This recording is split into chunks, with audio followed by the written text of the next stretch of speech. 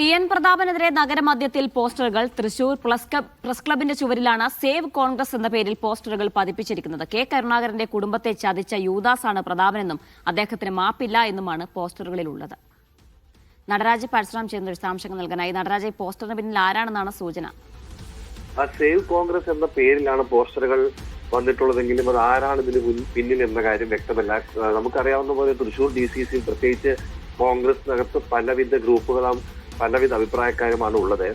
ഇതിൽ ഏതെങ്കിലും ഒരു വിഭാഗമാണോ അതോ മറ്റു പാർട്ടികളിൽ നിന്നുള്ള ആരെങ്കിലുമാണോ എന്ന കാര്യത്തിൽ ഒരു വ്യക്തതയില്ല. എന്തായാലും മണലൂരിൽ ഇത്തവണ കോൺഗ്രസ് സ്ഥാനാർത്ഥിയാണ് ടി.എൻ. പ്രതാപൻ എന്ന കാര്യം പ്രത്യേകം ശ്രദ്ധിക്കേണ്ടതുണ്ട്.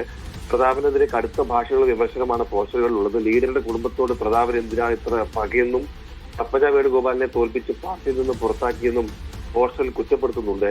കെ മുരളീധരനെ കൂടെ നിന്ന് കുഴിച്ചുമൂടിയെന്നും ലോക്സഭാ തെരഞ്ഞെടുപ്പ് കാലത്തെ ഓർമ്മിച്ചുകൊണ്ട് പോസ്റ്ററിൽ പറയുന്നു. എന്തായാലും വലിയ വിമർശനമാണ് പോസ്റ്ററുകളിൽ ഉള്ളത്. നഗരത്തിന്റെ പല ഭാഗങ്ങളിലും ഇത്തരത്തിൽ പോസ്റ്ററുകൾ എത്തിയിട്ടുണ്ട്. പ്രതാപൻ മണലൂരിൽ ഇത്തവണ മത്സരിക്കാൻ സ്ഥാനാർത്ഥിയായി എത്തിയതിന് പിന്നാലെയാണ് ഇത്തരത്തിലുള്ള പോസ്റ്ററുകൾ പ്രത്യക്ഷപ്പെട്ടത്. ശരി, നടരാജ് പരശുറാമാണ് വിശദാംശങ്ങൾ നൽകിയത്.